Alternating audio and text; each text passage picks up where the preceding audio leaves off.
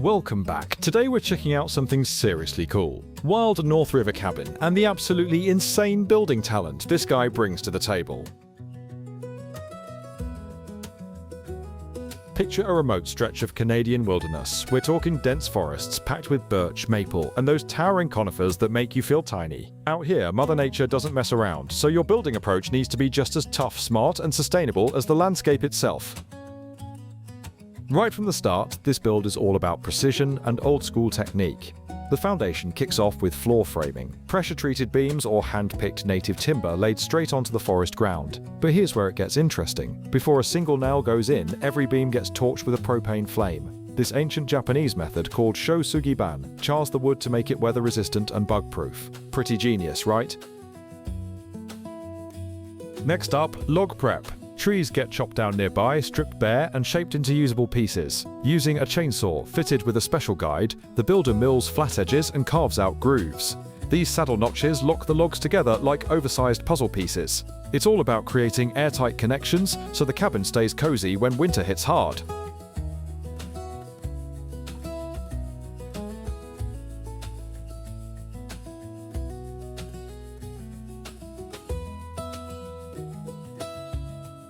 The walls climb higher one log at a time, each one placed with serious care.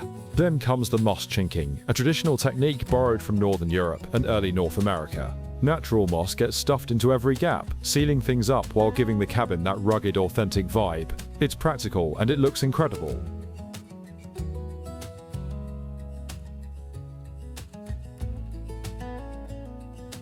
Now let's talk roof. Up in the Canadian North, this isn't just about keeping rain out, it's about survival. The whole thing starts with a massive hand-carved ridge beam that stretches across the cabin's width. This beast is notched, perfectly aligned and hoisted into place. It's basically the backbone of the entire roof system, holding everything together.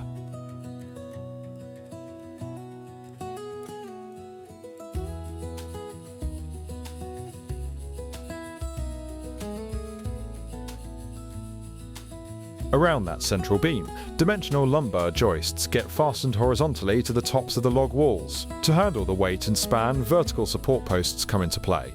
These logs are stripped down, trimmed to size, and planted firmly on the second floor deck, then braced at angles to keep them perfectly upright while the horizontal beams go up.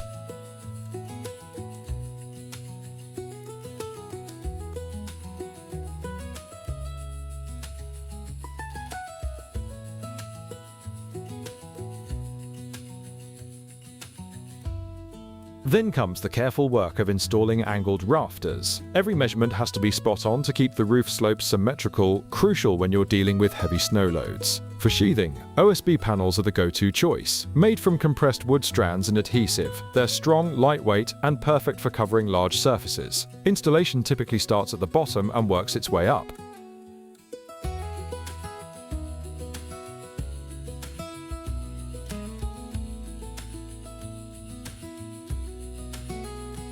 Each window opening, already framed during the wall construction, now gets its actual window units. The frames are dry fitted first, then leveled and shimmed until everything sits just right.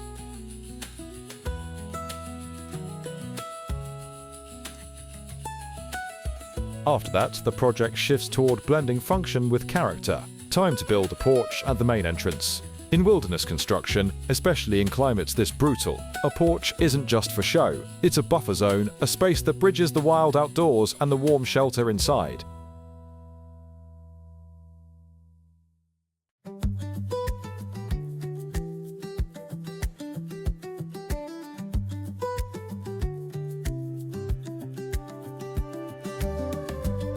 With the stove position locked in, the chimney pipe system goes in, starting with the stovepipe itself. Then he checks for drafts and installs a moisture barrier on the walls. Inside, large diameter logs are added to reinforce the framework. Their job? Redirect the weight from the roof and upper floor down to the foundation. This is critical in log cabins with wide roof spans. Without central support, things start to sag over time.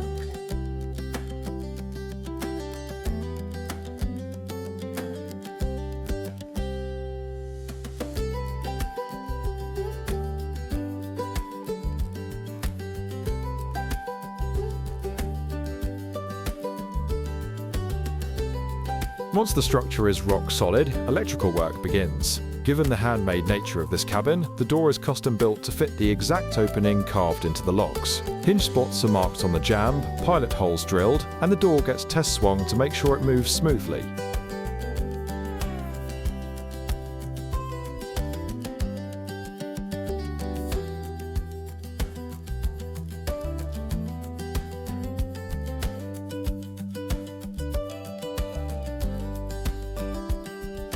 At the same time, staircase installation starts. He goes with a straight design and open risers to keep sightlines clear and the space feeling open.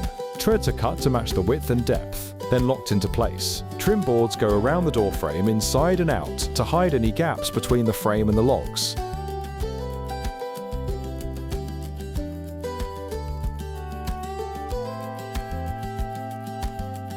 With the shell closed up and the interior framing done, it's time for thermal insulation.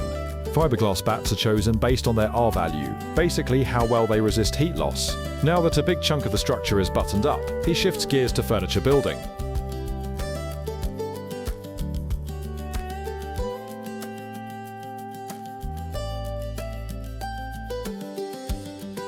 So let's talk style. The Wild North River cabin is a classic example of the traditional North American log cabin, a building style with deep roots in practical, resourceful design, shaped by forests, isolation, and brutal weather. This tradition actually traces back to Northern Europe, where Scandinavian builders perfected timber construction techniques. Swedish, Finnish, German, and Russian settlers brought these skills to North America and adapted them to the endless forests they found here.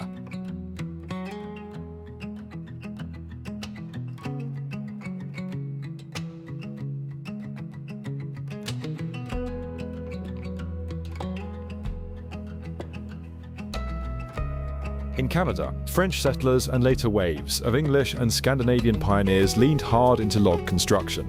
By the 1700s and 1800s, log cabins had become the symbol of frontier life across North America. They were popular because they were self-sufficient, thermally efficient, and adaptable, requiring minimal tools and processing.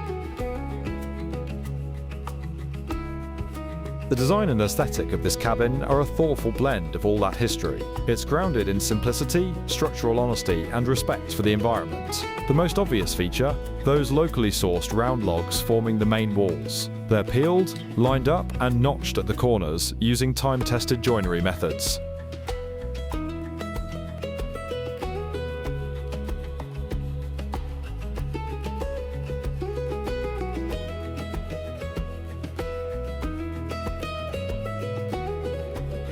The exposed log walls do double duty. They're both the structure and the visual statement. Their rough texture, natural colour, and irregular surfaces celebrate the raw beauty of the material. Architecturally, this is all about material honesty, a core idea in rustic and vernacular design. Instead of hiding imperfections, the builder shows off knots, grain patterns, and the way wood weathers naturally.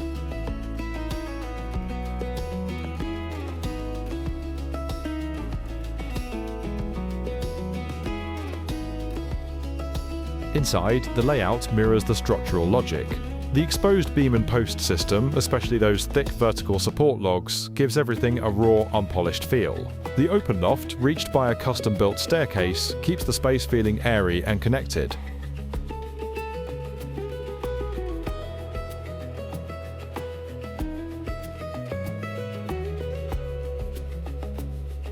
The interior is a smart example of compact design mixed with intentional openness. At the core is a central open area that combines living, cooking, and heating. The wood stove, kitchen surfaces, and structural posts are positioned so daily life flows naturally without awkward obstacles. Everything hugs the perimeter or integrates with the structure, leaving the center open for movement.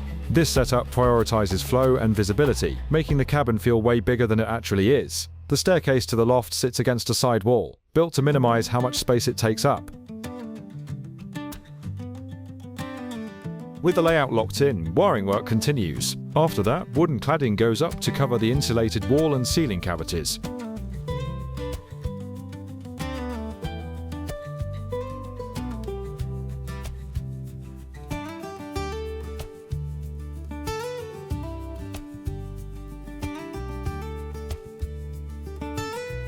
You might be wondering, why so much wood?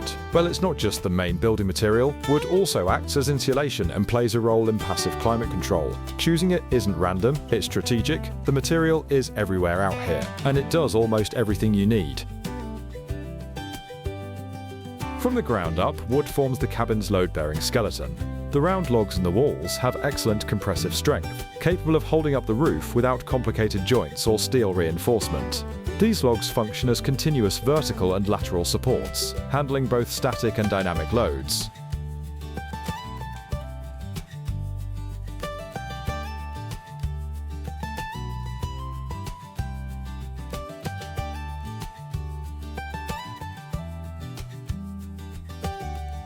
Sure, logs alone don't hit modern insulation standards, but they do have decent R values.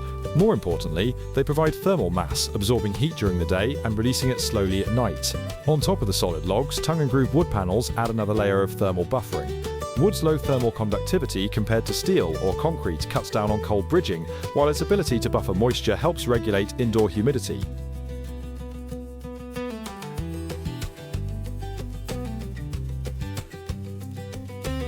But the real standout quality, workability.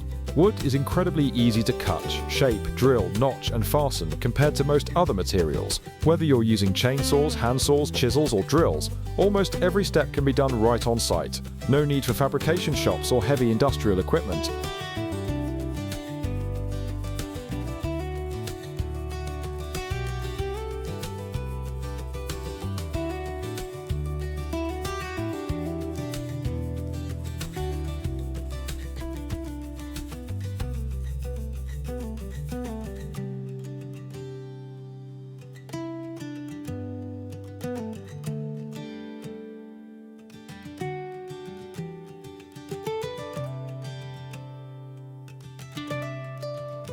This matters a lot in a remote setting where one person is doing everything by hand. Wood also allows for on-the-fly adjustments. Notches can be tweaked, boards trimmed, and joints custom fitted during installation without weakening the structure.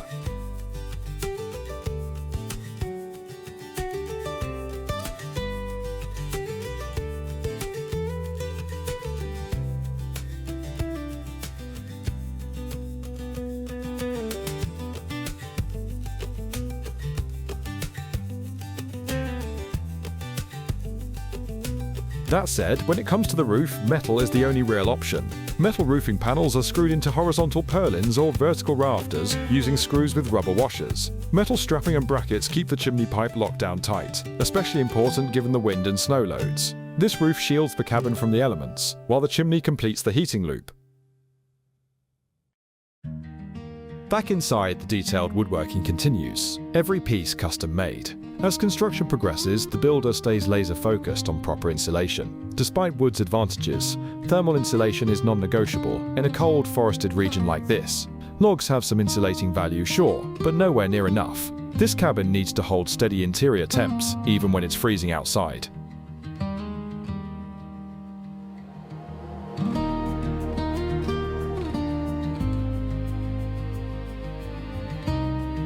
In this context, insulation and moisture protection aren't just practical, they're essential to making the structure livable, energy efficient and durable over time. One handles temperature regulation, the other protects that regulation by keeping the structure intact. Together, they're what make a cabin like this actually work through harsh winters and damp conditions.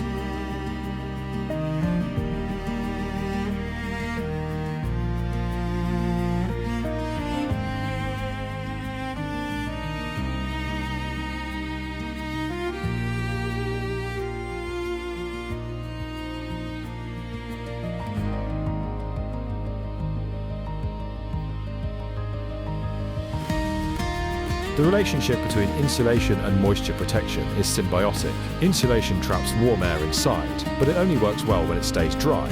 Moisture protection keeps the insulation functional by shielding it from indoor humidity and outdoor weather. At the same time, good insulation reduces condensation risk by maintaining consistent interior temps and preventing surfaces from getting too cold.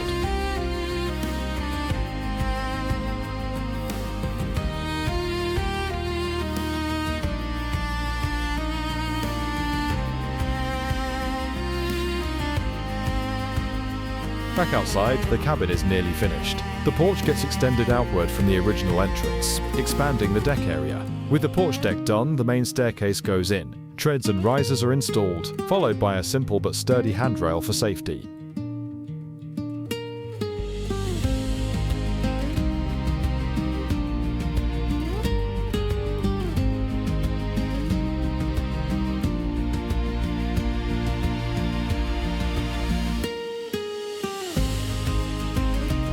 At this point, outdoor electrical work wraps up. Exterior-grade conduit or armoured cable runs from the interior panel to power outlets and porch lights. At the same time, all the necessary hardware and finishing touches get installed. One of the final exterior tasks is cladding the upper sections of the cabin's walls. Then comes a fresh coat of varnish and paint to seal the deal.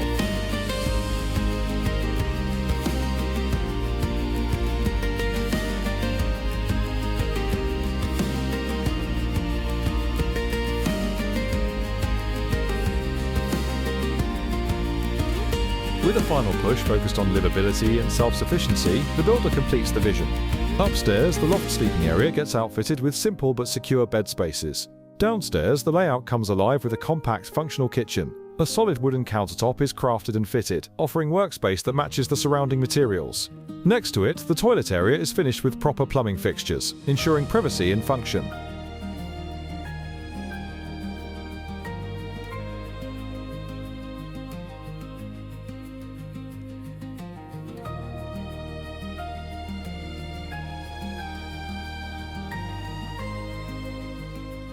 The final technical step is installing a water flushing system. This is the moment the cabin shifts from rustic survival mode to genuine off-grid comfort. Whether it's gravity-fed or powered by a pump, this plumbing setup distributes water throughout the cabin. Combined with everything else, chimney, insulation, ventilation, this last piece ensures the cabin is usable year-round.